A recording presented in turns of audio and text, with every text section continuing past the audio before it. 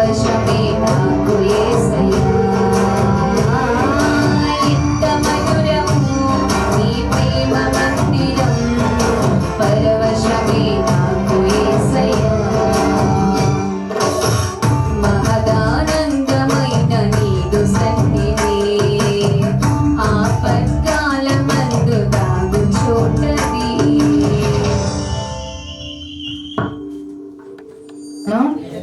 నా తండ్రి ఆత్మే ఉన్నాడు. నేను కూడా ఒక శక్తివంతమైన ఆత్మను ఈ శరీరంలో నివసించుచున్నాను.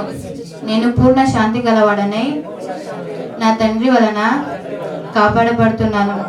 నా తండ్రి అయిన దేవుడు, ఆయన కుమారుడైన యేసుక్రీస్తు పరిశుద్ధాత్మ సహవాసంలో నేను వర్ధిల్లుతున్నాను.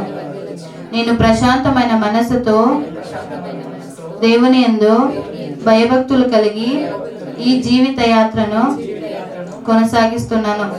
ఇప్పటి వరకు నా జీవితాన్ని ఆయన ఎంతో అందంగా అలంకరించాడు, ఇక మీదట కూడా అలంకరిస్తాడు. నేను ఆ పరలోకపు తండ్రి దయ వలన ఎంతో ఆరోగ్యకరమైన స్థితిలో, ఆనందకరమైన స్థితిలో, ఆశీర్వాదకరమైన రక్షణ స్థితిలో ఉన్నాను. నేను దేనికి భయపడను. నా తండ్రి నన్ను విడువడు, ఎడబాయడు. ఆమేన్. అలాగే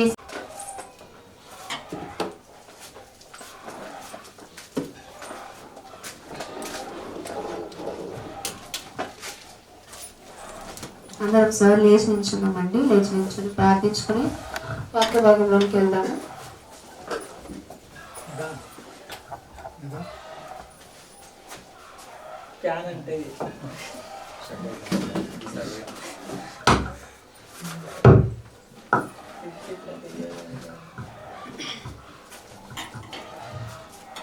పరిశుద్ధమైన మా ప్రియ పరలోకపు తండ్రి, ఇంతవరకు తండ్రి మీ చరణ కృపలో దాచి భద్రపరిచి తండ్రి, సజీవ లెక్కలోంచి తండ్రి మరొక్కసారి తండ్రి మమ్మల్ని మీ సన్నిధి కాంతిలో వెలిగింప చేసిన విధానం బట్టి మీకు స్తోత్రంలో చెల్లిస్తున్నాము తండ్రి. ప్రభువా, మేము ఎట్టి వారము ప్రభువా, ఏ పాటి వారము తండ్రి, మమ్మల్ని లోకంలో నుండి ఏరుకోరి ఎన్నుకొని తండ్రి మీ యొక్క రక్తముతో, విలువైన రక్తంతో మమ్మల్ని తండ్రి కొన్నారు ప్రభువా. ఈ యొక్క త్యాగంను గుర్చిన తండ్రి ఎంతో మంది తెలియక తండ్రి నశించిపోతున్నారు ప్రభువా. తండ్రి మమ్మల్ని కొనుక్కోవాలంటే మీరు ఎంతో బాధతో, శోధనతో, ఎంతో వేదన పడి లోకంలో ఉన్నన్నాళ్ళు తండ్రి మా కొరకు ఎంతో బాధపడి మీకు మన యేసుక్రీస్తు తండ్రి ఈ లోకంలోనికి మా కొరకు వచ్చి మాకు రక్షణ ఇవ్వాలని ప్రభువా ఆయన ఎంతో దెబ్బలతో, ఎంతో వేదన పడి ఉన్నప్పటికీ కూడా తండ్రి చాలా మంది ఆ విలువను తెలుసుకోలేక, విశ్వాసము లేక, సరైన విశ్వాసపు పునాది లేక తండ్రి చాలా మంది కదిలిపోతున్నారు ప్రభువా. అట్టి వాడిని మీరు జ్ఞాపకం చేసుకోండి ప్రభువా. అట్టి విశ్వాసము, అవిశ్వాసము మాలో ఏదైనా చొరబడి ఉందేమో తండ్రి, మాకు మేము పరీక్షించుకోవడానికి మీ వాక్యం ఎల్ల వేళలా మాకు సహాయం చేస్తుందని ప్రతి ఒక్కరు గమనించుకొని, గుర్తించుకొని తండ్రి మేము ఏది వింటున్నామో దాన్ని గ్రహించుకొని మా జీవిత క్రియల్లోనికి తండ్రి మేము తీసుకుని రావడానికి మాకు సహాయం చేయమని ప్రార్థిస్తున్నాము తండ్రి. ఇగో ప్రభువా, మీ దీన దాసురాలు నిలబడి మాట్లాడుచుండగా మీ ఆత్మ సహాయము, జ్ఞానము, వివేకము, మెండైన దీవెన అనుగ్రహించి తండ్రి నన్ను మరుగు చేసి మీరే ముందుండి మాట్లాడమని ప్రార్థిస్తున్నాము తండ్రి. ఇక్కడ కూర్చున్న వారు కూడా తండ్రి ఏ ఒక్కరు మనుషులు చెప్పే మాటలుగా ఏ ఒక్కరు తీసుకోకుండా నా దగ్గర దేవుడు సూటిగా మాట్లాడుతున్నారనే ఒక హృదయంలో వారు నిశ్చయించుకోవడానికి మీరు సహాయం చేసి నడిపించమని ప్రార్థిస్తున్నాము తండ్రి. ప్రభువా, ఈరోజు మాతో ఏం సూటిగా మాట్లాడుతున్నావో ఆ మాటల ప్రకారంగా మా జీవితము ఉందో లేదో, లేదా మలుచుకోవాలేమో, చెక్కుకోవాలేమో అనేది తండ్రి మాకు మేము పరీక్షించుకొని ముందుకు కొనసాగుటకు అందరికి సహాయం చేసి ఆది నుండి అంతం వరకు మీ చిత్తానుసారంగా నడిపించుకోమని ప్రార్థిస్తూ యేసుక్రీస్తు నామములో అడుగుచున్నాం మా కన్న తండ్రి, ఆమేన్. మరొకసారి అందరికీ నా హృదయపూర్వక వందనాలు చెల్లిస్తున్నానండి. ఈరోజు విలువైన మాటలు మనం మాట్లాడుకుందాము. ప్రతిరోజు ఆయన మాటలు మనకు చాలా అవసరము.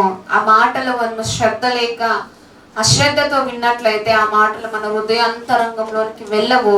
హృదయాన్ని తాకి అలా బయటకు వచ్చేస్తావేమో, కానీ మనం శ్రద్ధగా ఆసక్తి కలిగి విన్నట్లయితే దేవుని వాక్యము ఎల్లవేళలా మన వెన్నంటే ఉండి మనం ఎక్కడికి వెళ్ళినా ఆ వాక్యం మనల్ని కాస్తుంది. కాబట్టి ప్రతి ఒక్కరూ దేవుడు ఈ రోజు నాతో ఏం మాట్లాడుతున్నాడో, నాకు కావాల్సిన మాటలు ఏం దేవుని దగ్గర నాకు వస్తాయి అనేది ప్రతి ఒక్కరు గమనించుకోవాలండి. ఆ మాటలు మనకు లేకపోతే ఈ యొక్క లోకంలో, ఈ పాపపు లోకంలో మనం బ్రతకలేం. కాబట్టి ప్రతి ఒక్కరు అప్పటికప్పుడు, ఇప్పుడు మన చేతిలో ఫోన్ ఉంటుందండి, ఆ ఫోన్కి ఒకసారి ఛార్జింగ్ పెట్టేసి అలా వదిలేసి అయిపోతుందా? మళ్ళీ మళ్ళీ పెట్టుకోవాలి కదా. మళ్ళీ ఖచ్చితంగా ఒక్కసారి స్విచ్ ఆఫ్ అయిపోయిందంటే ఇంక కొంతమంది ఆగలేరు అసలు. అయ్యో నా ఫోన్లో ఛార్జింగ్ లేదు అని వాళ్ళు ఎలా అయిపోతారో వాళ్ళకి తెలియదు. కానీ నీ ఆత్మకు ఛార్జింగ్ ఉందా? ఇది గమనించుకోవాలి. అందుకే దేవుని వాక్యము మనకు చాలా అవసరం. అందుకే సమాజముగా కూడుట మానక అన్నాడు పౌలు గారు. సమాజము కూడుగా, సంఘముగా కూడుట మానొద్దు అని చెప్తున్నాడు ఆయన. కాబట్టి మనం గమనించుకోవాలి. ఎప్పుడు మన సొంత ఆలోచనలు, మన శారీరక క్రియలే చాలా మంది చేస్తూ ఉంటారు. ఎంత అవసరమో ఆ వాక్యము. చాలా మంది వాక్యం లేకుండా వారి ఆత్మల్ని ఎండింప చేస్తున్నారండి. ఎండిపోతున్నారు, అలా ఎండిపోతున్నారు వాక్యం లేకుండా. కానీ దేవుడు ఇంత ధారాళంగా మనకు కృపణిస్తున్నాడు, వినగలిగిన భాగ్యాన్ని ఇస్తున్నాడు. ఏ అడ్డు ఆటంకము లేకుండా కృపను ధారాళంగా ఆయన ప్రవహించే ఒక నది వల్ల మన సంఘం మీద కురిపిస్తాడని అనుకుంటున్నానండి. కాబట్టి మనం గమనించుకోవాలి. మన ఫోన్కి ఎలా అయితే ఛార్జింగ్ అప్పటికప్పుడు పెట్టేస్తామో, మన ఆత్మలకు కూడా వాక్యం అనే ఛార్జ్ మనకు ఎంతో అవసరం. కాబట్టి మనం గమనించుకోవాలి. అలాగే ఒక తోటలో లేదా ఇంటి దగ్గర ఎక్కడైనా ఒక చెట్టు నాటాం అనుకోండి, నాటేసి వదిలేస్తామండి మనము దాన్ని? నాటేసి వదిలేస్తామా? లేదు కదా. దానికి ఏం చేస్తాం మనము? ఏం చేస్తాము? నీళ్లు పోస్తాము, ఎరవేస్తాము, దానికి కావాల్సిన ఇంగ్రీడియంట్స్ అంతా దానికి ఇచ్చేస్తాం. మరి దేవుడు నేను సంఘంలో ఒక చెట్టుగా ఒక మొక్కగా నాటాడు అనుకోండి. నాటిన తర్వాత దేవుని వాక్యంతో మన ఆత్మకు దాన్ని దేవుని వాక్యం అని నీరును పోసుకోవాలి కదండి. కానీ ఆ వాక్యం లేకుండా ఎండింప చేస్తున్నారండి. కాబట్టి మనం గమనించుకోవాలి. వాటికి మనం దాని గురించి మనం ఆలోచన, వాటికి ఎంతో అవసరం. ఎంత అవసరం అయితే దానికంటే చాలా అవసరం మన ఆత్మలకు. కాబట్టి దేవుని వాక్యం అనే నీరుని మన హృదయంలోనికి జీవజల నదుల వల్లే ప్రవహించే విధంగా మనం చూసుకోవాలి. ఈరోజు దేవుని వాక్యము నాతో ఏం మాట్లాడుతుంది, ఆయన ఏ విధముగా నాతో మాట్లాడబోతున్నాడో, నా విశ్వాస యాత్రకు ఏం అవసరం, ఎలా ఉంటే దేవునికి ఇష్టలుగా ఉంటానో, ఏ రీతిగా నేను ఈ లోకంలో నడుచుకుంటే దేవునికి సాక్షి బిడ్డలుగా ఉంటానో నేను ప్రతి ఒక్కరు గమనించుకోవాలి. నేను ఒక మాట అడుగుతానండి.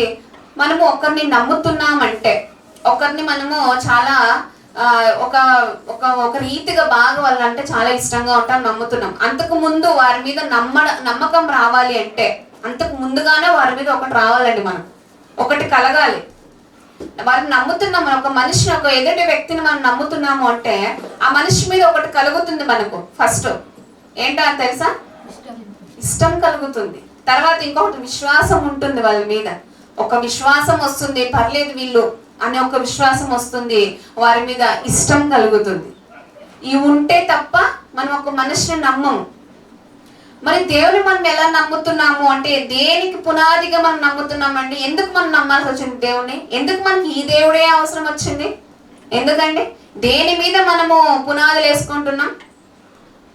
దేని మీద అండి? చాలా చాలా అంటే అదే మనకు మెయిన్. విశ్వాసం అనున్నది నిరీక్షింపబడే వాటి యొక్క నిజ స్వరూపం అన్నాడు పౌలు గారు. అంటే చాలా మంది కనిపిస్తే నమ్ముతాం అంటారు, కానీ క్రైస్తవ్యం అనగానే కనిపించకపోయిన అదృశ్యం మాట ఏందో నేను విశ్వాసిస్తున్నాను అని భక్తులు మాట్లాడారు. అదృశ్యంగా ఉన్నా పర్లేదు, దేవుడు నాకు ఈ మాట చెప్పాడు, ఈ వాగ్దానం నాకు చేశాడు, కాబట్టి ఆ వాగ్దానం పూర్వకముగా నేను నమ్ముతున్నాను. ఇది క్రైస్తవుల విశ్వాసం. పరలోకం ఉంది అని చాలా మంది నమ్మట్లేదు, కానీ క్రైస్తవులు ఖచ్చితంగా పరలోకం ఉంది అని నమ్ముతున్నారు. ఇది మన విశ్వాసం. ఈ విశ్వాసంతో చాలా మంది పునాదులు వేసుకున్నారు కదండి. కొంతమంది వేసుకోకపోయినా, కొంతమంది లోక ఆశలు కళ లొంగిపోయినా కూడా చాలా మంది క్రైస్తవులు నాకు పరలోకం ఇస్తానన్నాడు దేవుడు, ఆయన సింహాసనము మీద నన్ను ఆసీనుడిగా చేస్తాడని చెప్పాడు, కూర్చోబెట్టుకుంటాడని చెప్పాడు, కాబట్టి ఇది నా విశ్వాసం అంటారు. ఇది నా విశ్వాసం. ఎందుకని నువ్వు క్రీస్తు నమ్ముకున్నావంటే నాకు అది పోతుంది ఇది పోతుంది నమ్ముకున్నారని కొంతమంది సాకులు చెప్తారు. ఈ సాకులు కాదు, మనం నిజమైన క్రైస్తవులు నేర్చుకోవాల్సింది ఏంటి అంటే, నా విశ్వాసం ఏది అనగా దేవుడు నాకు ఈ చనిపోయిన తర్వాత కూడా మరొక జీవితం నీకు ఇస్తానని చెప్పాడు. ఇది నా విశ్వాసం, ఇలా చెప్పాలి. కానీ ఇలా ధైర్యంగా ఎవరు చెప్పట్లేదని నువ్వు చూసొచ్చావా అనగానే అక్కడికి ఆగిపోతున్నారు. అవును కదా, నిజమే కదా, ఎవరు చూసారండి పరలోకాన్ని? ఎక్కడ అసలు ఎక్కడ కనిపించింది? ఎవరైనా చూసి వచ్చారా? వారు చెప్తున్నది నిజమే కదా అని అవిశ్వాసంలోనికి అడుగులు వేసే వాళ్ళు కూడా ఈ రోజులో లేకపోలేదు. చాలా మంది ఉన్నారు అలా కూడా. ఎదుటి వాళ్ళు ఏదైనా నువ్వు చూసి వచ్చావా, నీకు ఎందుకు దేవుడు, దేనికి కావాలి నీకు దేవుడు అని చెప్పేసి అపవాది వారిలో తూరుకొని అలా వచ్చి మనల్ని పరిశోధిస్తూ ఉంటాడు, శోధిస్తూ ఉంటాడు. కానీ ఆ శోధనకు లొంగిపోయి విశ్వాసంలోని తొలగిపోయే వాళ్ళు చాలా మంది లెక్కల్లో ఉన్నారంట. మరి మనం గమనించుకోవాలండి, ఏ లెక్కలో నేను ఉన్నాను? ఎవరో ఏదో చెప్పారు, నువ్వు చూసావా, నువ్వు చేసావా, ఎందుకు లైఫ్ను అలా స్పాయిల్ చేసేసుకుంటున్నావు, ఎప్పుడు చూసిన వాక్యం, ఎప్పుడు సంఘం, ఎప్పుడు దేవుడు అంటావు ఎందుకు అని మాట్లాడతారు కొంతమంది. ఇక మూర్ఖ తరానికి కొంతమందికి అలా తెలియదండి. అలాంటి వారిని అలా వదిలేసేయాలంటే ఇంకా ఏం చేయలేం. ఎంత చెప్పినా కొంతమంది వినరు. ఎందుకు నువ్వు నమ్ముతావు, ఎందుకు నువ్వు చేస్తావు, ఎందుకు నీకు కావాలి అని మాట్లాడతారు. అలాంటి మూర్ఖ వక్ర జనము మధ్య మనం ఉన్నామండి. వక్ర జనము మధ్యలోనికి మనము సూటిగా సమాధానం చెప్పాలి అంటే మొదట మనం నేర్చుకోవాల్సింది సత్యంలో ఉన్నామని చెప్పుకోవడం కాదు, కానీ సత్యాన్ని నా హృదయంలోనికి ఎంత గ్రహించాను, నా క్రియల రూపంలో నిజంగా నేను నడిపించుకుంటున్నానా, నీ క్రియలు నా హృదయంలోని దాల్చుతున్నానా లేదనేది ప్రతి ఒక్కరు గమనించుకోవాలండి. కాబట్టి ఒక విశ్వాసము, దేవుని మనం నమ్ముతున్నాము, ఆయన మీద నమ్మకం వచ్చే ముందు మనం విశ్వసిస్తున్నాం. విశ్వాసము అనేది చాలా అంటే చాలా గొప్పది. అది ఆ విశ్వాసంతో పునాదులు వేసుకుంటున్నారు. క్రైస్తవ్యం అనగానే అదృశ్యమైన వాటి యందు విశ్వసించున్నదే, ఇది క్రైస్తవ్యం. కాబట్టి మనం గమనించుకోవాలండి. చూద్దాం ఈరోజు విశ్వాసము ఏ స్థాయిలో ఉంది అనేది. భక్తులకు ఇప్పుడు మనం భక్తి చేస్తున్నాము, భక్తి జీవితానికి నా విశ్వాసము ఏ స్థాయిలో ఉంది, ఏ లెవెల్లో ఉంది అనేది ప్రతి ఒక్కరు గమనించుకోవాలండి. చూద్దాం ఒకసారి. మనం విని వదిలేసే గుంపులో ఉండకుండా ఒక మాట చూసుకొని ముందుకు వెళ్ళిపోదాం. మనము యాకోబు రాసిన పత్రిక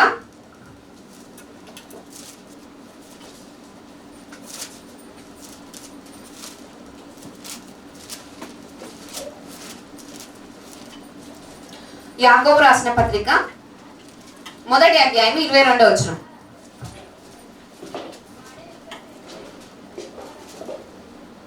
యాకోబు పత్రిక మొదటి అధ్యాయం 22వ వచనం నుండి చదువుకుని వెళ్దామండి మనము. మీరు వినువారై ఉండి వినువారు మాత్రమై ఉండి మిమ్మును మీరు మోసపుచ్చుకొనకుండా వాక్య ప్రకారము ప్రవర్తించువారునే ఉండుడి అని చెప్తున్నాడు ఇక్కడ. మనమంట మీరు వినువారు మాత్రమై ఉండి మిమ్మును మీరు మోసపుచ్చుకొనకుండా. ఎలా మోసం చేసుకుంటున్నారండి వాళ్ళు? ఎలా అంటే, నేను చర్చికి వెళ్తున్నానండి, వారం వెళ్తా, ఫోన్ ఉంది, యూట్యూబ్ ఓపెన్ చేస్తా, ఎప్పుడు దేవుని సాంగ్స్, దేవుని వాక్యాలే వింటా అని నీ హృదయంతో నువ్వు చెప్పుకున్నట్లయితే, మరి నువ్వు వింటున్నావు కరెక్టే, బాగా దేవుని వాక్యాన్ని చదువుతున్నారో లేదో, మరి చదువుతున్నట్లయితే, ప్రార్థిస్తున్నట్లయితే, మరి నువ్వు దాని ప్రకారంగా నువ్వు మోసపుచ్చుకొనకుండా వాక్య ప్రకారము ప్రవర్తిస్తున్నావా అనేది ప్రతి ఒక్కరు గమనించుకోవాలండి. నేను బాగా వింటాను, బాగా చదువుతాను, కొంతమంది చదవలేండి, బైబిల్ని అలా మాత్రం వదిలేస్తాను. వారం నుండి ఆ భానువారం నుండి నెక్స్ట్ భానువారం వరకు నువ్వు బైబిల్ తీస్తున్నావు అంటే కొంతమంది తీయట్లే.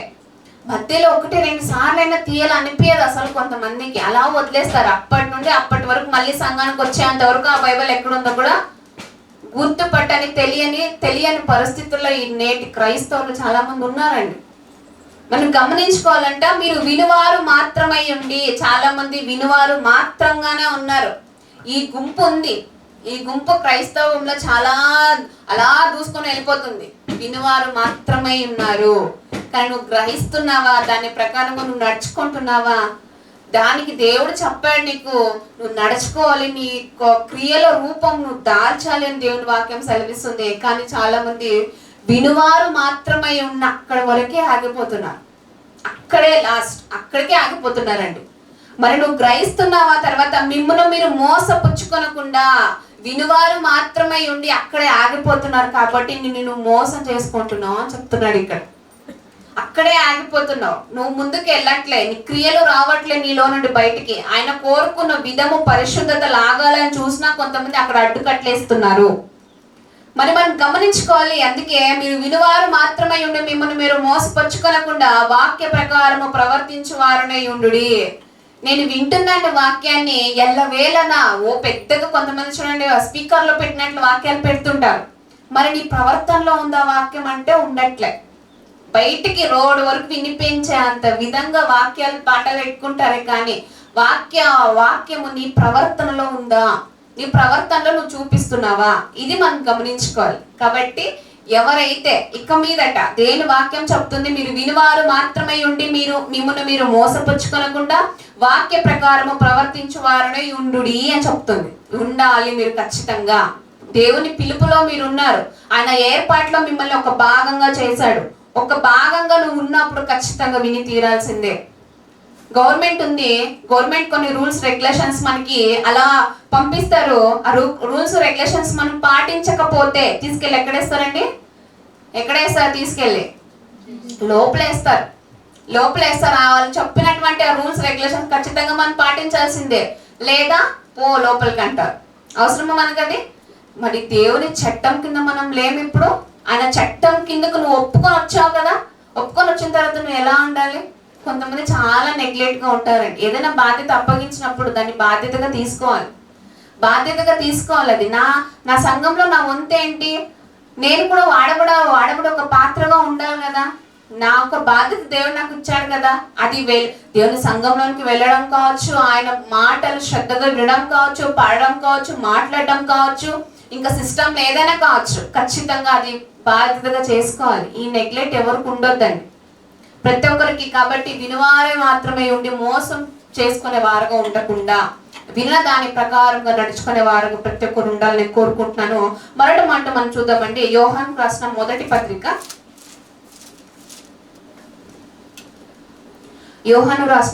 పత్రిక 3వ అధ్యాయము 8వ వచనం. 3వ అధ్యాయం 8వ వచనం. అపవాది మొదట నుండి పాపము చేయుచున్నాడు గనుక పాపము చేయువాడు అపవాది సంబంధి అని చెప్తున్నాడు. ఇక్కడ ఆగుదాం. అక్కడ అపవాది మొదటి నుండి పాపము చేయుచున్నాడు గనుక పాపము చేయువాడు అపవాది సంబంధి. వాడు ఆది నుండి నరహంతకుడుగానే ఉన్నాడు, ఆది నుండి ఘట సర్పముగానే ఉన్నాడు, విషము సర్పముగానే ఉన్నాడు. మరి అట్టి క్రియలు నీలో వచ్చినట్లయితే నువ్వు కూడా అపవాది సంబంధి అని మాట్లాడుతూ ముందుకు చదువుదాం. అపవాది యొక్క క్రియలను లయపరచుటకే దేవుని కుమారుడు ప్రత్యక్షమాయను. దేవుని మూలముగా పుట్టిన ప్రతి వానిలో ఆయన బీజము నిలుచును గనుక వాడు పాపము చేయడు అని చెప్తున్నాడు. ఇక్కడ అపవాది క్రియలు ఎలా ఉంటాయంట? అపవాది యొక్క క్రియలు లయపరచుటకే దేవుని కుమారుడు ప్రత్యక్షమాయను. నీలో దుష్టక్రియలు ఉన్నాయనుకోండి, నువ్వు పాపంలో ఇన్ని రోజులు అపరాధముల చేత పాపముల చేత పట్టబడి ఉన్నావు నువ్వు. కానీ క్రీస్తు ప్రత్యక్షత వెలుగుగా నీ హృదయంలోనికి వచ్చింది. నీలో ఉన్నటువంటి దుష్ట క్రియలను తొలగించాల్సిన వచ్చింది. వెలుగుగా వచ్చాడు ఆయన. కానీ ఆ వెలుగుని స్వీకరించలేకుండా చాలా మంది చీకటి శక్తులు, చీకటి క్రియల్లోనికి చాలా మంది అలా వెళ్ళిపోతున్నారు. అలాంటి వాళ్ళు ఎలా ఉంటారంటే అపవాది సంబంధులుగా ఉంటారంట.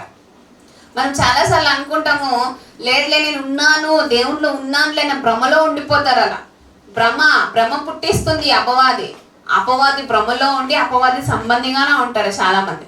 తర్వాత చదువుదాం. ఆయన కుమారుడు, దేవుని కుమారుడు ప్రత్యక్షమాయడంట. దేవుని మూలముగా పుట్టిన ప్రతి వానిలో ఆయన బీజము నిలిచిన గనుక వాడు పాపము చేయడు అని చెప్తున్నాడు ఇక్కడ.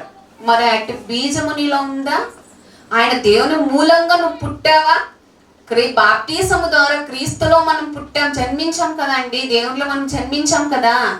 బీజము అలా మొలిపించుకుంటున్నాము. చాలా మంది అలా తొక్కేస్తున్నారు, మొలట్లే వాళ్ళ హృదయంలో దేవుని వాక్యం. తర్వాత మూలంగా పుట్టిన వాడు గనుక పాపము చేయజాలడు. దీన్ని బట్టి దేవుని పిల్లలెవరో అపవాది పిల్లలెవరో 9వ వచనం, అపవాది పిల్లలెవరో తేటపడును అని చెప్తుంది. దీన్ని బట్టి నువ్వు ఆలోచించినట్లయితే దేవుని మూలంగా పుట్టి ఉన్న ఎవరైతే పుట్టి ఉంటారో వారు పాపము చేయజాలడు అని చెప్తున్నాడు ఇక్కడ. పాపానికి అస్సలు కొంచెం కూడా చోటు ఇవ్వరు. పాపం అనే వేరుకు చాలా మంది నీళ్లు పోసి పెంచుతున్నారు హృదయంలో. పాపం అనే వేరును అలా పెంచేస్తున్నారు హృదయంలో. కొంతైనా మార్పు ఉందా అంటే ఉండట్లే అండి. లేదా కొంతమంది మారాను అని చెప్పుకుంటూ నటించుతున్న వాళ్ళు, నటించడానికి చాలా మంది కష్టపడుతున్నారండి క్రైస్తవులు. అసలు చాలా మంది నటించేస్తున్నారు. ఎంత కష్టపడుతున్నారో అంటే నటనా జీవితానికి దేవుడు పక్క వాళ్ళు ఎవరు చూడకపోవచ్చు, కానీ దేవుడు గమనిస్తూ ఉంటాడు కదా. గమనిస్తాడు. ప్రతిఫలం ఇచ్చేవాడు ఆయన, ఫలాలు ఇచ్చేవాడు ఆయన. నువ్వు బ్రతుకుతున్నావు అంటే దేవుని కృప వలన బ్రతుకుతున్నావు. ఆయన దేవుని మూలంగా నీలో ఒక బీజాన్ని వేసాడు. ఆ బీజాన్ని నువ్వు మొలిపిస్తున్నావు అంటే లేదండి. చాలా మంది అలా వదిలేస్తున్నారు అమాంతంగా. కాబట్టి మనం గమనించుకోవాలి. తర్వాత అలా ఉన్నట్లయితే దీన్ని బట్టి దేవుని పిల్లలు ఎవరో అపవాది పిల్లలు ఎవరో తేటపడును. నీతిని జరిగించని ప్రతివాడును తన సహోదరుని ప్రేమింపని ప్రతివాడును దేవుని సంబంధులు కారు. మనం ఒకరినొకడు ప్రేమింపు వలుననేది మొదటి నుండి మీరు విన్న వర్తమానమే కదా. మనము కయ్యను వంటి వారమై ఉండరాదు. వాడు దుష్టుని సంబంధి అయి తన సహోదరుని చంపెను. వాడు అతన్ని ఎందుకు చంపెను? తన క్రియలు చెడ్డవియు తన సహోదరుని క్రియలు నీతి గలివినై ఉండెను గనుకనే కదా. కయ్యూని మార్గంలో చాలా మంది నడుస్తున్నారు ఈ రోజుల్లో. చాలా మంది నడుస్తున్నారండి. అక్కడ తనకు సరైన విశ్వాసం లేదు. లేదు కాబట్టే తన సహోదరుని కూడా ప్రేమించలేనటువంటి హృదయం ఆనాడు కయ్యూనికి వచ్చింది. మరి కయ్యను స్వభావం మనలో ఉందేమో ఏదైనా కానీ. సరైన విశ్వాసపు పునాది మనం వేసుకోవట్లేదేమో, అలా వదిలేసిపోతున్నామేమో లోకంలో. మనం గమనించుకోవాలండి. అందుకే చదువుదాం మరొకసారి. మనము కయ్యను వంటి వారమై ఉండరాదు అని చెప్తున్నాడు. ఉండరాదు. తనకు సరైన విశ్వాసం లేదు, సరైన విశ్వాసపు పునాది లేదు అతనికి. కాబట్టి ఎవరిని ప్రేమించలేకపోయాడు. తన సహోదరుని చంపే అంత క్రూరంగా మారిపోయాడు. మరి నా విశ్వాసం ఎలా ఉంది? ఈరోజు మనం ప్రతి ఒక్కరు గమనించుకోవాలి. నా విశ్వాసం ఎలా ఉంది? ఏ స్థాయిలో ఉంది నా విశ్వాసం? నా క్రియలు ఎలా ఉన్నాయి? ఇప్పుడు ఒక చెట్టు, అప్పుడు చెప్పాను కదా, చెట్టును నాటిన తర్వాత నీళ్లు పోసాము, దానికి కావాల్సినవన్నీ వేస్తాం కదా. దానిలో నుండి మనం కోరుకునేది ఏంటి? ఫలాలు కోరుకుంటాం కదా. ఫలాలు రాకపోతే మనం దాన్ని ఏమంటాం? దాన్ని ఏం చేస్తాం? మనము పారేస్తాం, తీసేస్తాం. అసలు బయటకు అసలే ఉంచుకోం. ఎన్ని రోజులు వెయిట్ చేస్తామో, ఎన్ని రోజులు దాన్ని అలా కాపుకొస్తుందేమో అని చూస్తూ ఉంటాం. దాన్ని సరైన ఫలాలు లేకపోతే ఇది పెద్ద గొడ్డు చెట్టు అని చెప్పేసి అలా పీకేసి పారేస్తాం కదా. మరి దేవుడు నేను నాటాడు కదా సంఘంలో. నీ నుండి దేవునికి ఏం ఉపయోగం వస్తుంది? ఆయన ఏదో నీ దగ్గర నుండి బంగారాలు వెండులు ఇవి కోరుకోవట్లే. నీలో నుండి ఒక్కటే, నువ్వు మంచిగా ఉండాలి, నువ్వు సరైన దారిలో ఉండాలి, నువ్వు సరైన విశ్వాసంలో ఉండాలి. ఇది ఆయన కోరుకుంటున్నాడు. నీ మేలు కొరకే ఆయన ఉన్నాడు. ఆయన మేలు కొరకు మనం లేదండి. నీ మేలు కోరే ఆయన ఉంటున్నాడు. నీ మేలు కోరే ప్రతి ఒక్క గద్దింపు ఆయన మనకి వినిపిస్తున్నాడు. నీలో క్రియలు బయటకు లాగాలి అని ఆయన చూస్తున్నాడు. సరైన విశ్వాసము దేవుని మూలంగా నువ్వు పుట్టినట్లయితే నీలో క్రియలు ఉన్నాయా, విశ్వాసం ఉందో లేదో, కయ్యను బట్టి స్వభావం నాలో ఉండినట్లయితే ఏదైనా నేను సరైన మార్గంలోనికి తీసుకొని వెళ్ళాలి, దాన్ని మార్చుకోవాలి. ఎందుకు అక్కడ చంపాల్సి వచ్చింది అంటే, వాడు దుష్టుని సంబంధి అయి తన సహోదరుని చంపెను. వాడు అతనిని ఎందుకు చంపెను? తన క్రియలు చెడ్డవియు తన సహోదరుని క్రియలు నీతి గలవై ఉన్నావు కాబట్టే. నీ క్రియలు కూడా నీతిగా ఉండినట్లయితే మన క్రియలు దేవునికి సాక్షులుగా నిలుస్తాయి కదా ఈ లోకంలో, కదండి. దుష్టుని సంబంధిగా ఉండినట్లయితే నీలో కోపాలు, కలహాలు అవే వస్తుంటాయి. ఆ థాట్సే మనకు పుడతాయి. కానీ ఒక్కసారి దేవుని క్రియ నాలో నేను జరిగిస్తున్నానా, లేదా నా క్రియలు చెడ్డగా ఉన్నాయా, మంచిగా ఉన్నాయా, నీతి కలిగి నేను జీవిస్తున్నా లేదా ప్రతి ఒక్కరు గమనించుకోవాలండి. తర్వాత ఒక మాట మనం చదువుదామండి. యాకోబు పత్రిక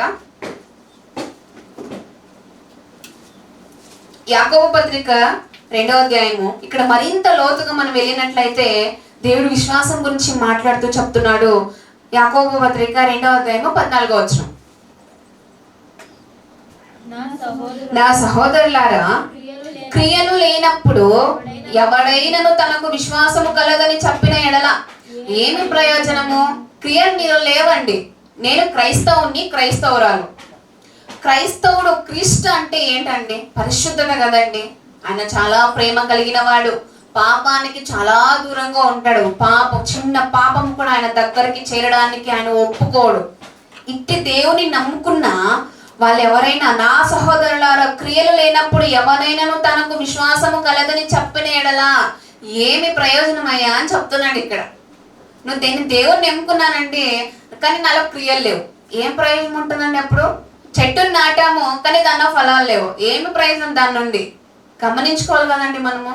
ఇది చేస్తే నాకేమొస్తుంది అనేది కూడా చాలా మంది అలా విడిచిపెట్టి వెళ్ళిపోతారండి. నాకేముంటుంది, ఏముంటుంది? మన విశ్వాసం ఏంటండి? పరలోకం మన విశ్వాసం, ఈ లోక ఆశలు కాదు అని చాలా మంది నోరు చేర్చి చెప్పినా కూడా వినట్లే చాలా మంది. మన క్రియలు బయటికి రావాలి, నీ క్రియలు సత్క్రియలు నీలోను నేను లాగాలని చూస్తున్నాడు. తర్వాత నా సహోదరుల క్రియలు లేనప్పుడు ఎవడైనా తనకు విశ్వాసం కలదని చెప్పిన యెడల ఏమి ప్రయోజనము? అట్టి విశ్వాసం అతనిని రక్షింపగలదా? రక్షిస్తుందా అట్టి విశ్వాసము? గమనించుకోవాలండి మనం. నా విశ్వాసం నన్ను రక్షిస్తుందా? నీ విశ్వాసం నేను ఖచ్చితంగా రక్షిస్తుంది, కానీ నీ సరైన విశ్వాసం నీలో ఉండినట్లయితే అట్టి విశ్వాసం అతన్ని రక్షింపగలదా? సహోదరుడు అయినను సహోదరి అయినను దిగంబరులై, ఒక సహోదరి లేదా ఎవరైనా ఒక ఆడ మగ ఎవరైనా దిగంబరులుగా ఆనాటికి భోజనము లేక ఉన్నప్పుడు మీలో ఎవడైనా శరీరమునకు కావలసిన వాటిని ఇయ్యక సమాధానముగా వెల్లుడి, చలి కాచుకొని తృప్తి పొందడని చెప్పినలా ఏమి ప్రయోజనము? దీనికి ఫర్ ఎగ్జాంపుల్ ఆయన మాట్లాడుతూ అంటున్నాడు, ఒక సహోదరి లేదా ఒక సహోదరుడు ఉన్నాడు అనుకోండి, వాళ్ళకి బట్టలు లేవు, తినడానికి సరైన ఆహారం లేదో, వాళ్ళు నీకు ఎదురయ్యారు, కనిపించిన తర్వాత మనం ఏం చేయాలండి? తిండికి గతి లేకుండా, తిండికి లేకుండా, బట్ట లేకుండా, సరైన బట్ట లేకుండా వాళ్ళు మన ముందు వెళ్తున్నారు అనుకో, లేదా మన దగ్గర చేయి చాచారు అనుకోండి, మనం ఏం చేయాలండి? సహాయం చేయాలి కదా. కానీ నువ్వు సహాయం చేయకుండా సరే వెళ్ళండి, సమాధానంగా పోండి, చలి కాచుకోండి ఈ చలికి అని చెప్తే ఏదైనా బాగుంటుందా?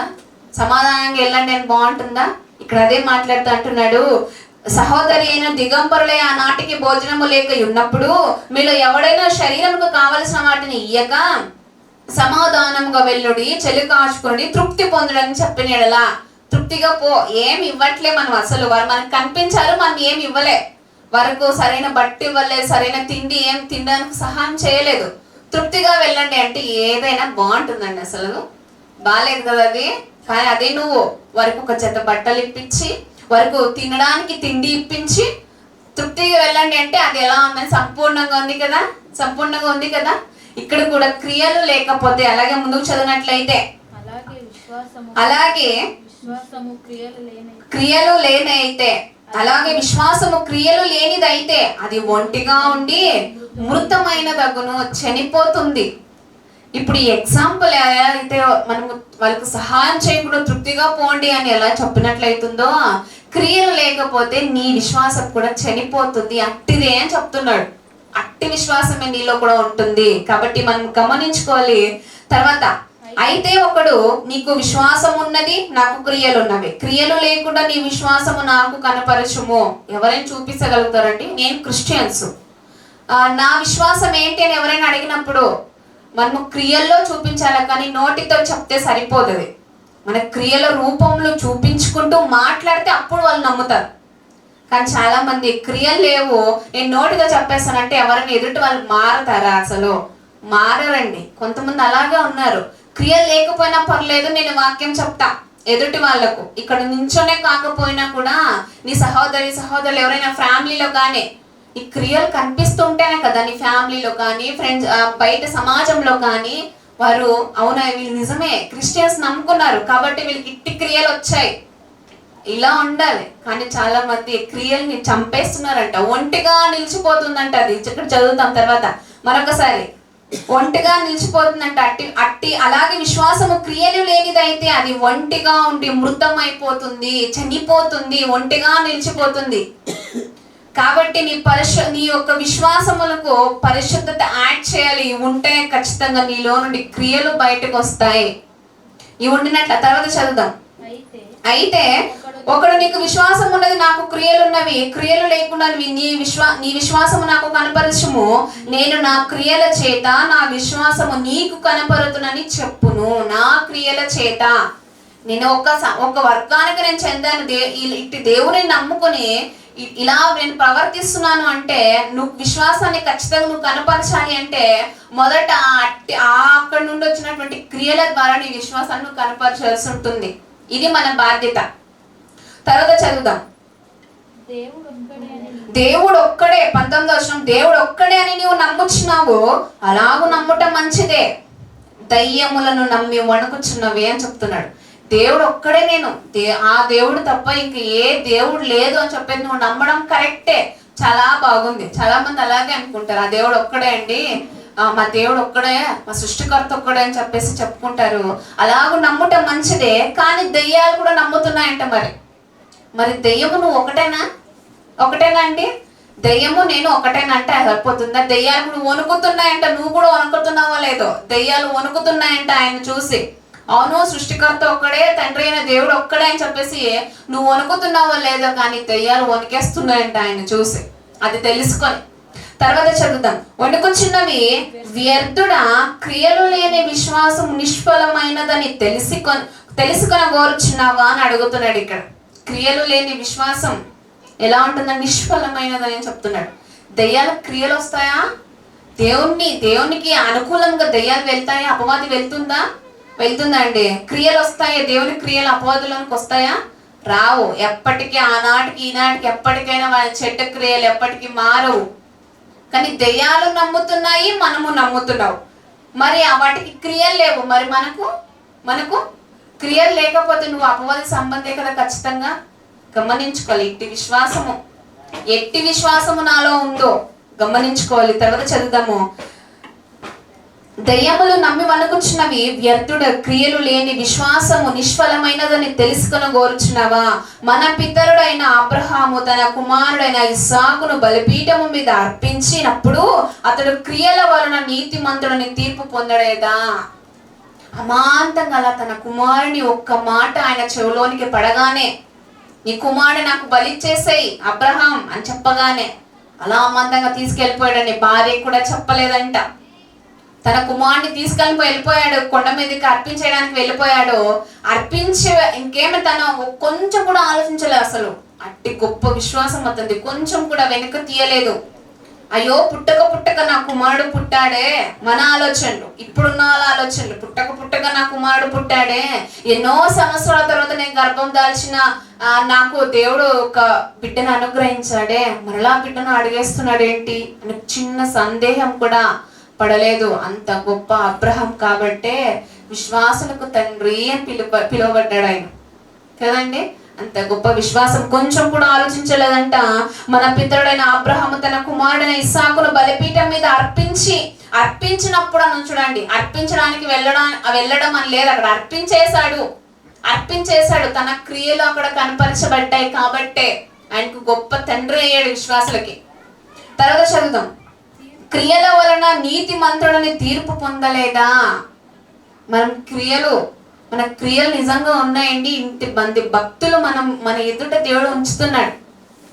ఎవరో ఏదో చెప్పారు, ఎవరో విశ్వాస గూతకులు చాలా మంది ఉంటారండి. నీ విశ్వాసం ఎలాగైనా సరే నీ విశ్వాసంలో తొలగిపోవాలని వాళ్ళు కంకణం కట్టుకొని చాలా మంది మనతో అలా మాట్లాడుతూ ఉంటారు, బిహేవ్ చేస్తూ ఉంటారు. మనం గమనించాల్సింది ఒక్కటే, వీళ్ళు అపవాది సంబంధులుగా మాట్లాడుతున్నారు, ఈ మాటలకు నేను ఎంత దూరంగా ఉంటే నాకు అంత చాలా మంచిది అని అలా వెళ్ళిపోవాలండి. మన క్రియలు మనలో ఉండినట్లయితే ఖచ్చితంగా పదే వాళ్ళు కూడా మనతో మాట్లాడరాలా, నీలో క్రియలు చూపించాలి. తర్వాత చదువుదాం. విశ్వాసం అతని క్రియలతో కూడి కార్యసిద్ధి కలగజేసిననియు క్రియల మూలంగా అతని విశ్వాసము పరిపూర్ణమైనదనియు గ్రహించుచున్నావు కదా. గ్రహిస్తున్నారా? మరి మనము ఎన్నోసార్లు వినేస్తుంటాం, అవును అబ్రహాం తీసుకెళ్ళాడు, అర్పించడానికి వెళ్ళాడు, అక్కడ మరలా దేవుడు కాపాడాడు. ఇది చాలా ఈజీగా చదువుకొని వెళ్ళిపోతారు. దాన్ని నిజంగా మనం దృష్టి నుంచి మనం చదువుకున్నట్లయితే ఇంత గొప్ప విశ్వాసమా, అలా చెప్పగానే అలా తీసుకెళ్ళిపోయాడంటండి కుమారుణ్ణి. మనం తీసుకెళ్తామండి, కొంచెం చిన్న గాయం అవగానే అయ్యో అనుకుంటాం. ఏంటో వాళ్ళకి ఏదైనా చేయకాలి విరిగింది అనుకోండి, దేవుణ్ణి ఎంతమంది దూషిస్తారో. నా కుమారునికి ఇలా చేయాలా, నా కుమార్తెకి ఇలా చేయాలా, మరి ప్రాణాన్ని అర్పించడానికి కూడా వెనుక తీయకుండా అబ్రహాం వెళ్ళిపోయాడే. ఎంత గొప్ప విశ్వాసం అండి అబ్రహాంది, ఎంత గొప్ప క్రియలు ఆయన దాల్చాడు. మరి అందులో కొంచెం కూడా మనకు క్రియలు లేవంటే ఎంత దౌర్భాగ్యమైన స్థితిలో ఉన్నాం ఈరోజు. చిన్న ఏదైనా విశ్వాసానికి చిన్న మచ్చ పడగానే చాలా మంది మచ్చగా మాట్లాడుతూ ఉంటారు. ఆ మాత్రానికి చాలా మంది విశ్వాసంలో పోయి తొలగిపోవట్లే ఈ రోజుల్లో ఉన్నారండి. ఇట్టి ఒక భక్తులు మనం ఆదర్శంగా తీసుకోవాలి. తర్వాత చదువుదాం. గ్రహించుచున్నావు కదా, కాబట్టి అబ్రహాము దేవుని నమ్మెను, అది అతనికి నీతిగా ఎంచబడెను. నమ్మాడు కాబట్టి క్రియలు వచ్చాయి కాబట్టి అది అతనికి నీతిగా ఎంచబడ్డాయి. విశ్వాసులకు తండ్రిగా నీ పిలువబడ్డాడు. మరి నా విశ్వాసం ఎలా ఉంది? దయ్యములు కూడా నమ్మి వణుకుతున్నాయి, నేను నమ్ముతున్నాను. మరి వాటికి నాకు డిఫరెన్స్ ఏంటి అంటే వాటికి క్రియలు లేవు. దేవుని కుమార్తెలకు క్రియలు ఉండాలి. ఇది వ్యత్యాసం. తర్వాత ఒక మాట చదువుదామండి మనము. మత్తయి సువార్త 5వ అధ్యాయము. మత్తయి సువార్త 5వ అధ్యాయము 16వ వచనం. మత్తయి సువార్త 5వ అధ్యాయం 16వ వచనం. మనుష్యులు మీ సత్క్రియలను చూచి పరలోకమందున మీ తండ్రిని మహిమ పరుచునట్లు వారి ఎదుట మీ వెలుగు ప్రకాశింపనీయుడి అని చెప్తున్నాడు. మనుషులు మీ సత్క్రియను చూచి, కానీ చాలా మంది ఎలా కష్టపడతారంటే వారిని వారు అక్కడ ఎక్కువ చేసుకోవడానికి, నేను హెచ్చింపబడాలి, నా దేవుని, నా వెనుక ఉన్న దేవుని, నా పైన ఉన్న దేవుని నేను చూపించాలి అని దేవుడు చెప్తుంటే చాలా మంది వారికి వారు ఫేమస్ అవ్వడానికి చాలా మంది కష్టపడుతున్నారు. క్రైస్తవ్యంలో కూడా దేవుని క్రియలు చూపించండి, దేవుణ్ణి హెచ్చించండి అక్కడ అంటే లేదు, వాళ్ళే హెచ్చింపబడుతున్నారు చాలా మంది.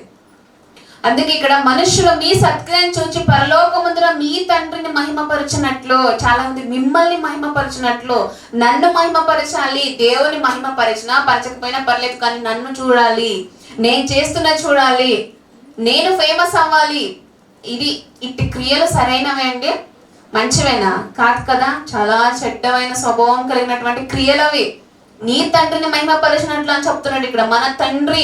మన తండ్రిని మహిమపరచినట్లు వారి ఎదుట మీ వెలుగు ప్రకాశింపనీయుడి. దేవుని క్రియలు అలా వెలుగులోనికి తీసుకొని రండి. చాలా మంది క్రియల్ని హృదయంలో అలా చంపేస్తూ ఉంటారు, తీసేస్తూ ఉంటారు, బయటికి లోకంలో కలిపేస్తూ ఉంటారు. నీ తండ్రిని మహిమపరిచే విధముగా నీ క్రియ ఉండాలంట. మరమాట మనం చూద్దాము. యోహాను సువార్త 3వ అధ్యాయము. యోహాను సువార్త 3వ అధ్యాయము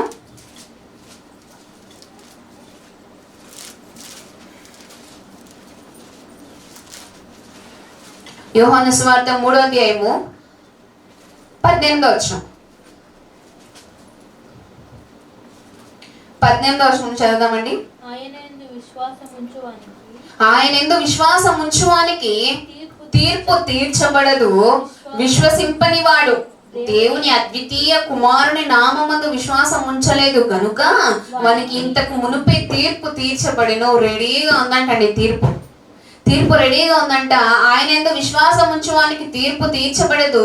విశ్వసింపని వాడు దేవుని అద్వితీయ కుమారుని నామమందు విశ్వాసం ఉంచలేదు గనుక వానికి ఇంతకు మునిపే తీర్పు తీర్చబడెను. ఆ తీర్పు ఇదే. ఆ తీర్పు ఏంటి అంటే అని మాట్లాడుతున్నాడు. వెలుగు లోకములోనికి వచ్చును గాని తమ క్రియలు చెడ్డవైనందున మనుషులు వెలుగును ప్రేమింపగా చీకటినే ప్రేమిస్తున్నారు. నాకు చీకటే కావాలి. ఎక్కువ ఘోరాలు నేరాలు ఎక్కువ అంటే తప్పులు ఎప్పుడు చేస్తారండి? ఏ టైంలో చేస్తారు? దొంగ కూడా ఏ టైంలో వస్తాడండి?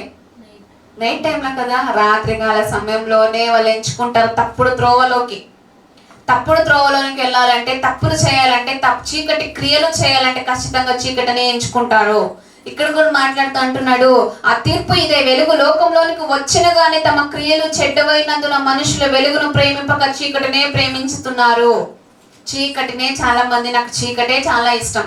ఎందుకంటే ఆ చీకట్లో వారి కోరికలు ఉంటాయి, వారి ఆశలు ఉంటాయి, ఈ లోకపు ఆశలు అన్నీ అక్కడ ఆ చెత్తలో ఉంటాయి. కాబట్టి చాలా మంది చీకటినే ప్రేమిస్తున్నారండి. అపవాది క్రియలనే ప్రేమిస్తున్నారు. అపవాది క్రియలనే చాలా మంది జరిగిస్తున్నారు. ఈ లోకంలోనికి వెలుగు వచ్చి ఎన్నో సంవత్సరాలు గతించిపోయినప్పటికీ కూడా కొంతమంది నమ్ముతున్నారండి? నమ్మట్లే. దేవుడు ఇంత గొప్ప శక్తిని, ఇంత గొప్ప జ్ఞానమును ఈ లోకంలోనికి వెలుగు రూపంలో ఎప్పుడో వచ్చింది అని చెప్పినా ఎందుకు నేను నమ్మాలి? దేనికోసం నేను నమ్మాలి? అన్నీ వదిలేసి, నా ఎంజాయ్మెంట్లు అన్నీ వదిలేసి నేను దేవుల్లో ఉండాలా అనే విధముగా చాలా మంది నడుచుకుంటున్నారండి. వెలుగుని ప్రేమించట్లేదు, చాలా మంది చీకటిని ప్రేమించే వారుగా ఉన్నారు. అట్టి క్రియలు నాలో ఉన్నాయేమో అని గమనించుకోవాలి. తర్వాత చదువుదాం. చీకటిని ప్రేమించది దుష్కార్యము చేయు ప్రతివాడు వెలుగును ద్వేషించును, తన క్రియలు దుష్క్రియలుగా కనబడినట్లు వెలుగునొద్దకు రాడు అని చెప్తున్నాడు. నిజమేనండి, వారిలో ఏదైనా తప్పు ఉండినట్లయితే, తప్పు త్రోవలో వెళ్ళి తప్పు క్రియలు వారు చేస్తుంటే వెలుగునొద్దకు రావడానికి ఇష్టపడరు. నిజంగా మనం చూస్తున్నాం ఈ రోజుల్లో, ఇష్టపడరండి. వెలుగును విడిచిపెట్టేస్తారు, వెలుగునొద్దకు రారంట. ఇప్పుడు ఈ బుక్ ఉందండి, అక్కడ లైట్ ఉంది కాబట్టి, వెలుగు ఉంది కాబట్టి స్పష్టంగా కనిపిస్తుంది కదా. అదే వెలుగు లేకుండా చీకటి ఉంటే మనకు కనిపిస్తుందా? నీవు నిజంగా దేవుని నమ్మినట్లయితే, నిజంగా నీలో విశ్వాసం ఉండినట్లయితే నువ్వు వెలుగునొద్దకు ఖచ్చితంగా వస్తావు. నీలో ఉన్నటువంటి ప్రతి దుష్కార్యము సరి చేసుకుంటావు. కానీ సరి చేసుకోకుండా సంఘమునే గద్దించి అలా వెళ్ళిపోతున్నారంటే దుష్కార్యము వారిలో మరింత ఎక్కువగా పెరిగింది అనుకోవాలి. ఇక చీకటిని వాళ్ళు చాలా ఇష్టపడుతున్నారు, చీకటిని చాలా కోగిలించుకుంటున్నారండి చీకటిని ఈ రోజుల్లో. కాబట్టి మనం గమనించుకోవాలి, దుష్కార్యము చేయి ప్రతివాడును వెలుగును ద్వేషించును, తన క్రియలు దుష్క్రియలు కనబడుకుంటున్నట్లు, వారిలో క్రియలు కనబడుకుంటున్నట్లు వెలుగునొద్దకు రావట్లేదు. నాలో పాపం ఉంది, నాలో తప్పు ఉంది, కాబట్టి నాకు వెలుగొద్దు, క్రీస్తు నాకు వద్దు, నేను బయటే ఉంటా, నేను లోకంలోనే ఉంటాను అని చెప్పేసి అలా విడిచిపెట్టేస్తున్నారండి దేవుణ్ణి. ఎందుకంటే వెలుగు దగ్గరకు వెళ్తే నా తప్పులు బయటపడతాయి, నా తప్పులు ఎన్నో ఉంటున్నాయి, కాబట్టి వెలుగునొద్దకు పోతే నాకు తప్పులు బయటపడతాయి, నాకు అవసరం లేదు అని చెప్పేసి విడిచిపెట్టేస్తున్నారు. అటు క్రియలు మధ్యలో కూడా అలా విశ్వాసపు యాత్ర అలా కొనసాగిస్తున్నప్పుడు మధ్యలో కూడా చాలా మంది వచ్చి వదిలేసిన వాళ్ళు ఈ రోజున మనం చూస్తున్నాం. కాబట్టి మనం గమనించుకోవాలండి, ఇప్పుడు ఎన్నిసార్లు ఆయన గద్దించినా, ఎన్నిసార్లు బుద్ధి చెప్పినా, ఇప్పుడు ఒక టీవీ ఉందండి మన ఇంట్లో, టీవీ ఉన్నప్పుడు అది బాగా చక్కగా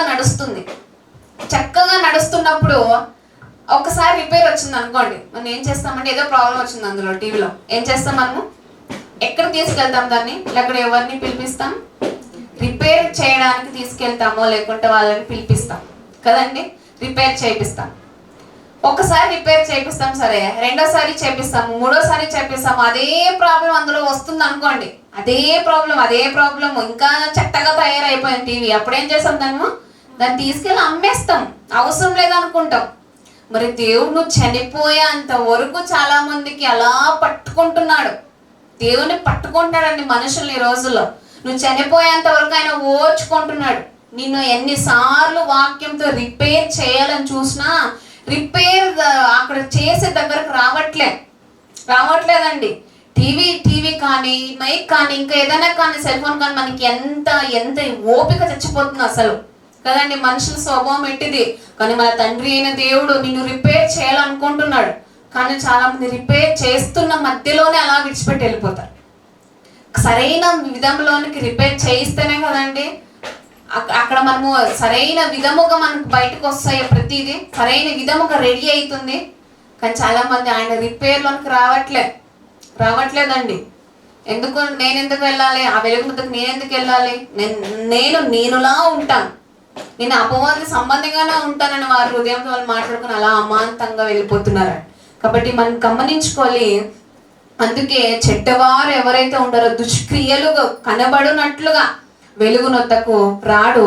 సత్యవర్తుడు అయితే తన క్రియలు దేవుని మూలంగా చేయబడి ఉన్నవి ప్రత్యక్షపరచబడినట్లు వెలుగునొద్దకు వచ్చును అని చెప్తున్నాడు. ఎవరైతే సత్యవర్తుడైతే తన క్రియలు దేవుని మూలంగా చేయబడి ఉన్నవని వారు గమనించుకుంటారో, ప్రత్యక్షత పరచబడినట్లు వెలుగునొద్దకు నేను దేవుని నమ్ముకున్నాను, నాకు ఒక బలమైన విశ్వాసం ఉంది, విశ్వాసములో బయట ప్రపంచములో ఈ లోకములో ఆ విశ్వాసపు తగ్గట్టుగా క్రియలు నాలోను నేను చూపించాలని అనుకుంటాడు సరైన విశ్వాసి అయితే. కాబట్టి మనం గమనించుకోవాలి. మరో మాట మనం చూద్దామండి. మరి ఇంతగా మనం చేసినా కూడా దేవుడు మనకు ప్రయోజనం ఏంటి అని చాలా మంది అలా వదిలేస్తూ ఉంటారు. మొదటి యోహాను పత్రిక, యోహాను రాసిన మొదటి పత్రిక ఒకసారి అండి, 5వ అధ్యాయము 18వ వచనం. 5వ అధ్యాయం 18వ వచనం. యోహాను రాసిన మొదటి పత్రిక 5వ అధ్యాయం 18వ వచనం. దేవుని మూలముగా పుట్టి ఉన్న వాడెవడును పాపము చేయడని ఎరుగుదుము. దేవుని మూలముగా పుట్టినవాడు తన్ను భద్రము చేసుకొనును గనుక దుష్టుడు వాణ్ణి ముట్టడు అని చెప్తున్నాడు. ఇక్కడ మాట్లాడుతూ దేవుని మూలముగా ఎవరైతే పుట్టినట్లయితే ఖచ్చితంగా వాళ్ళు పాపము చేయడానికి కొంచెం కూడా ప్లేస్ ఇవ్వరు హృదయంలో. అట్టివారు ఎరుగుదుము అంటున్నాడు. దేవుని మూలంగా పుట్టిన వాడు తన్ను భద్రము చేసుకున్న పనికిరాందంతా ఈ లోకంలో క్షయమైపోయిందంతా తీసుకెళ్లి మనం బీరువాలో లాకర్లో దాచిపెట్టుకుంటాము. పనికొచ్చే వాక్యమును మాత్రము గాల్లో కల్పిస్తున్నారు క్రైస్తవులు కదండి. చాలా నడుస్తున్నాయి అలా.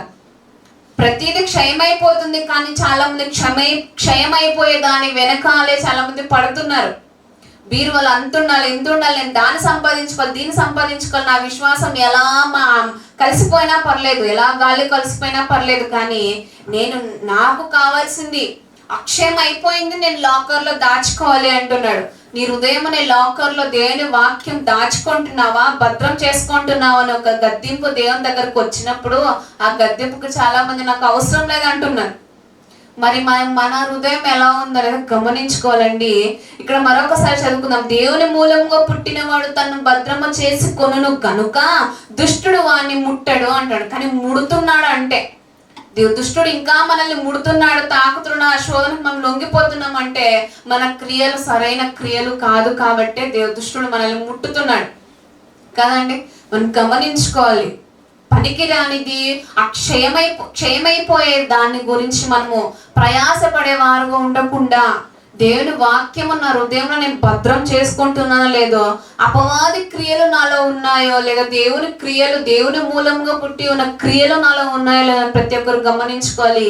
మరి దేవుని మూలంగా పుట్టాను, దేవుని కొరకు నేను బ్రతుకుతున్నాను, క్రియలు నాకు ఉండినట్లయితే ఆయన ఏం చేస్తాడండి, ఎందుకండి? ఇట్టి ఆలోచనలతో కూడా చాలా మంది వెనక్కి వెళ్ళిపోతున్నారు. ఒకటి దేవుని దగ్గర నుండి రావాలి అని చాలా మంది క్రైస్తవులు నమ్ముకుంటున్నారు, దేవుని నమ్ముకుంటున్నారు. అది కాదు మనకు కావాల్సింది. ఆయన మనకి ఇచ్చినా ఇవ్వకపోయినా, మనకి ఏది చేసినా చేయకపోయినా ఈ లోకంలో ఎన్నో క్షయమైపోతున్నాయి. ఆ క్షయమైపోయిన వాటి కొరకు నేను దేవుని విడిచిపెట్టేసే అటువంటి అవిశ్వాసంగా మారిపోకుండా నన్ను నేను చెక్కుకోవాలి. దేవుడు వాక్యంతో నన్ను గద్దిస్తున్నాడు, వాక్యాన్ని భద్రంగా కాపాడుకో అని చెప్తున్నాడు. ఇక్కడ ఒక మాట మనం చదివినట్లయితే ఇర్మియా గ్రంథము 10వ అధ్యాయము, ఇర్మియా గ్రంథము 10వ అధ్యాయము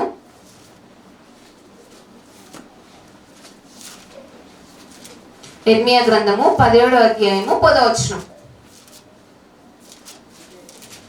ఇర్మియా గ్రంథము 10వ అధ్యాయం 10వ వచనం. ఇర్మియా గ్రంథము 10వ అధ్యాయం 10వ వచనం. ఒకని ప్రవర్తనను బట్టి వాని క్రియలు ఫలము చొప్పున ప్రతీకారము చేయుటకు యెహోవాను నేను హృదయమును పరిశోధించువాడను, అంతరంద్రియములను పరీక్షించువాడను అని చెప్తున్నాడు ఇక్కడ. దీని అర్థం ఏంటి అంటే, మనం ఒకరి ప్రవర్తనను బట్టి నువ్వు ప్రవర్తిస్తున్నావంటే, నీ క్రియలు, దేవుని క్రియలు నువ్వు కనపరుస్తున్నావు అంటే బయట అలా ఊరికి వదిలేస్తాడండి దేవుడు. ఏమి మనకు ప్రతిఫలం ఇవ్వడనుకుంటున్నారా? చాలా మంది ప్రతిఫలం కొరకే దేవుని నమ్ముకున్నారు కాబట్టి వారికి సరైన విధంగా రావట్లే. కానీ మీ ప్రవర్తన చూసి, నీలో వచ్చేటువంటి ఆ క్రియలను చూసి ఆయన కామ్గా ఉండడండి. ఖచ్చితంగా మనల్ని ఏదో ఒక రోజు తగిన సమయం ముందు హెచ్చిస్తాడు. ఈ యొక్క నమ్మకం ఉండాలి, విశ్వాసం ఉండాలి.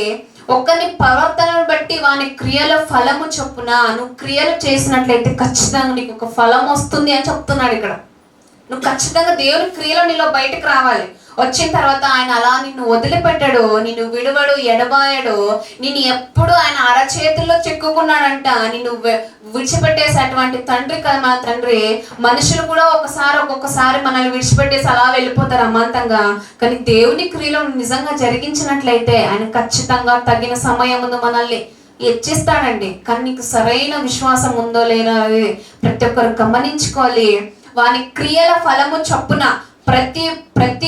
ప్రతీకారము చేయుటకు ఉపకారమునకు ప్రతి ఉపకారము. నువ్వు దేవుని క్రియగా ఇతరులకు నువ్వు ఉపకారంగా జీవించినట్లయితే ప్రతి ఉపకారము మన తండ్రి అయిన దేవుడు మనకి ఇస్తాడు. ఇది దేవుని యొక్క నమ్మకం అంటే, ఇది ఒక గొప్ప విశ్వాసం అంటే. గమనించుకోవాలండి. తర్వాత మనం ఒక మాట చదువుదామండి. రోమపత్రిక 2వ అధ్యాయం 6వ వచనం. రోమపత్రిక 2వ అధ్యాయం 6వ వచనం. రోమపత్రిక 2వ అధ్యాయము 6వ వచనం. ఆయన ప్రతి వానికి వాని వాని క్రియల చొప్పున ప్రతిఫలమిచ్చును. సత్క్రియను ఓపికగా చేయించు మహిమను ఘనతను అక్షయతను వెదుకు వారికి నిత్య జీవం నిచ్చును అని చెప్తున్నాడు ఇక్కడ. నువ్వు క్రియలు నిజంగా జరిగించినట్లయితే ఆయన నిన్ను విడిచిపెట్టడు. ఆయన ప్రతి వానికి వాని వాని క్రియల చొప్పున ఖచ్చితంగా ఇస్తాడు ప్రతిఫలం. కాబట్టి నీ క్రియలు ఎలా ఉన్నాయి? వాని వాని క్రియల చొప్పున ప్రతిఫలం ఇచ్చును. సత్క్రియను ఓపికగా చేయించు. ఓపిక అప్పుడేమో చెప్పాను కదండి, టీవీ ఒకసారి 2 సార్లు 3 సార్లు అలా వచ్చేసిందంటే మనకు ఓపిక చచ్చిపోతుంది.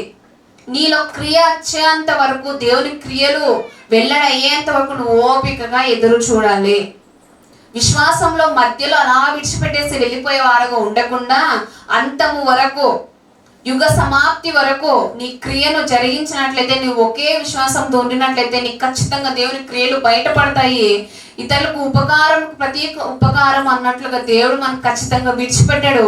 ఖచ్చితంగా ఒక ఫలాన్ని ఇస్తాడు. ఆయన ప్రతిఫలం ఇచ్చును అని చెప్తున్నాడు ఇక్కడ. సత్క్రియను మనము ఓపికగా చేయొచ్చు. మహిమను ఘనతను అక్షయతను వెతుకు వారికి నిత్య జీవం మనకు ఖచ్చితంగా వస్తుందండి. గమనించుకోవాలి మనం. ఇది ఒక విశ్వాసపు ఉన్న గొప్ప విలువైన వాక్కులు దేవుడు మనకి ఈ రోజు ఇచ్చాడండి. ఇట్టి సంఘాల్లో ఇట్టి వాక్యం లేకుండా, ఇట్టి ఒక చాలా మంది లోకాశలు చూపిస్తున్నారు కాబట్టి అమాంతంగా అర్థంలో విశ్వాసాన్ని విడిచిపెట్టేసి లోకంలో కలిసిపోతున్నారు. మరి వాక్యం, మేము సత్యవాక్యం వింటున్న వాళ్ళు కూడా ఉన్నారండి అని చెప్పుకోవడానికి లేదండి. వాళ్ళలో కూడా విశ్వాసం నుండి బయటికి వెళ్ళిపోతున్నారు. సరైన ఒక వాక్యము వారికి తగిలినా కూడా, వారి హృదయాన్ని తట్టుతున్నా కూడా వాక్యాన్ని, ఆ సరైన ఒక క్రియలు లేకుండా దేవుని విడిచిపెట్టేసి వెళ్ళిపోతున్నారండి. ఆయన ప్రతిఫలం ఇస్తాడు. ఏమొస్తుంది నాకు, నేను ఇలా క్రియ జరిగితే ఏమొస్తుందని కానీ చాలా మంది అనుకుంటారేమో. ఆయన ఖచ్చితంగా విడువడు, మనల్ని ఎడబాయడు. ఆయన ప్రేమలో మనల్ని ఎల్లవేళలా ముంచుతూనే ఉంటాడండి. కానీ ఆయన కృప అర్థం చేసుకోవట్లే. ఆయన ప్రేమను చాలా మంది నిర్లక్ష్య పెడుతున్నారు. నువ్వు క్రియలు జరిగించు, నువ్వు క్రియలు సత్క్రియలు చేసిన తల ఎత్తుకుంటావు అని వాక్య భాగం సెలవిస్తుంది. తల ఎత్తుకునేవాడుగా ఆయన మనల్ని చేశాడు, కానీ తల దించేవాడుగా ఎప్పుడు దేవుడు మనల్ని సిగ్గుపరచనీయడు అని వాక్య భాగం సెలవిస్తుంది. సిగ్గుపరచనీయడండి. లోకంలో నువ్వు ఎక్కడ ఉన్నా, ఎలాంటి వారితో ఉన్నా కూడా నువ్వు సిగ్గుపడేచే విధంగా ఆయన నడుచుకోవడం మనతో. ఎప్పుడు తల ఎత్తుకొనే వారుగానే మనల్ని చేశాడు. నిన్ను తలగానే చేశాడే తప్ప తోకగా ఎప్పుడు చేయడని వాక్య భాగం సెలవిస్తుంది. కాబట్టి మనం గమనించుకోవాలండి. నా విశ్వాసపు స్థాయి, నా క్రియలు, నా సత్క్రియలు నిజంగా ఈ రోజు నేను బయటపరుస్తున్నానా? నాకు ప్రతిఫలము దేవుడు ఇచ్చినా ఇవ్వకపోయినా ఏదో ఒక రోజు ఖచ్చితంగా ఒక తగిన సమయంలో నన్ను హెచ్చిస్తాడు. నాకు సరైన విశ్వాసం ఉందో లేదో, నా క్రియలు ఉన్నాయో లేదో అనేది ప్రతి ఒక్కరు గమనించుకోవాలండి. ఏళ్ళ తరబడి ఒక రాయంట, ఏళ్ళ తరబడి కూడా ఆ నీళ్ళలో అలా వదిలేసినా కూడా ఆ రాయి ఏమైతుందండి? కరిగిపోతుందా? కరగదు. దాని ఔన్నత్యం ఎంత మాత్రం తగ్గిపోదండి.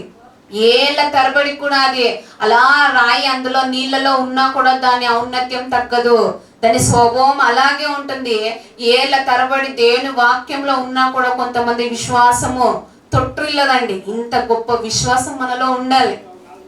ఏళ్ళ తరబడి చూడండి, కొంతమంది అలా అమాంతంగా దేవుళ్ళు నిలకడగా ఉండిపోతారు. కానీ కొంతమంది ఊగిసలు ఆడుతూ ఉంటారు, వెళ్ళిపోదామా ఉందామా అన్నట్లుగా. కాబట్టి మనం గమనించుకోవాలండి, గుర్తించుకోవాలి. నా విశ్వాసపు స్థాయి కదిలించబడే విధముగా నా క్రియలు ఉన్నాయో, కదిలింపబడని విధముగా క్రియలు ఉన్నాయో లేదనేది ప్రతి ఒక్కరు గమనించుకోవాలి. అలాంటి వారుగా ఉండాలని కోరుకుంటాను. ఈ యొక్క మాటలు ముగిస్తున్నాను. కళ్ళు మూసుకొని ప్రార్థించుకుందాం. పరిశుద్ధుడైన మా ప్రియ పరలోకపు తండ్రి, ప్రభువా, ఇంతవరకు తండ్రి ఎన్నో విలువైన మాటలు, ఎన్నో విశ్వాసపు యాత్రలు ప్రభువా మేము చూసాము ప్రభు. అందుని బట్టి మీకు స్తోత్రము చెల్లిస్తున్నాము తండ్రి. ప్రభువా, మేము తండ్రి ఈ రోజు నేర్చుకున్నటువంటి ఈ విలువైన వాక్కు తండ్రి మా హృదయమందు భద్రము చేసుకోవడానికి మాకు సహాయం చేయండి ప్రభువా. ఆనాడు అబ్రహాము గారు తండ్రి విశ్వాసులకు తండ్రిగా పిలువబడ్డాడు ప్రభు. ఆయన అంత గొప్ప విశ్వాసము కొంచెము కూడా ఆలోచించకుండా మీరు చెప్పిన మాట ప్రకారం గలామాంతంగా వెళ్ళిపోయాడు ప్రభు. అంత గొప్ప విశ్వాసం ఈ రోజులో చాలా మందికి కనుమరుగైపోతుంది. కాబట్టి ప్రభా అట్టి అవిశ్వాసము మాలో ఏదైనా ఉండినట్లయితే ప్రభా మేము మార్చుకోవడానికి, మమ్మల్ని మేము చెక్కుకోవడానికి మాకు సహాయం చేయమని ప్రార్థిస్తున్నాము తండ్రి. అవును ప్రభా, ఎన్ని కష్ట నష్టాలు వచ్చినా మమ్మల్ని ముట్టినా కూడా తండ్రి మేము కరిగిపోయే వారుగా ఉండకుండా మమ్మల్ని మేము కాచుకోవడానికి మాకు సహాయం చేయమని ప్రార్థిస్తున్నాము తండ్రి. మీరు చేసిన వస్తువుల్లో ఎన్నో నిలకడగా ఉంటున్నాయి.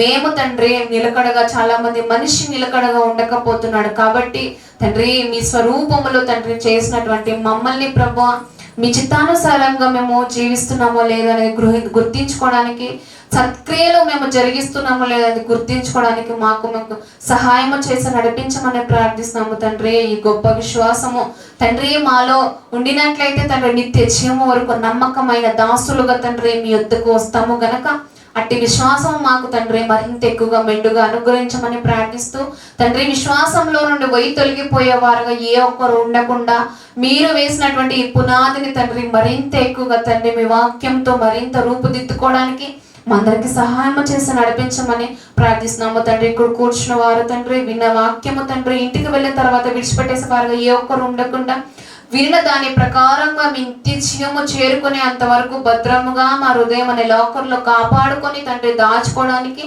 తండ్రి అపవాది సంబంధులుగా ఏ ఒక్కరు ఉండకుండా తండ్రి అపవాది బీజముగా ఉండకుండా దేవుని యొక్క బీజము మూలంగా పుట్టిన వారంగా ఉండుటకు అందరికి సహాయము చేసి మా విశ్వాసము గొప్పది అని అనిపించుకోవడానికి, బలా నమ్మకమైన దాసుడా అని మీ దగ్గర అనిపించుకోవడానికి తండ్రి కష్టపడడానికి మాకు సహాయము చేసి నడిపించమని ప్రార్థిస్తూ యేసుక్రీస్తు నామములో ప్రార్థన సమర్పించుకుంటున్నాం మా కన్న తండ్రి. ఆమేన్. థాంక్యూ అండి. God bless you.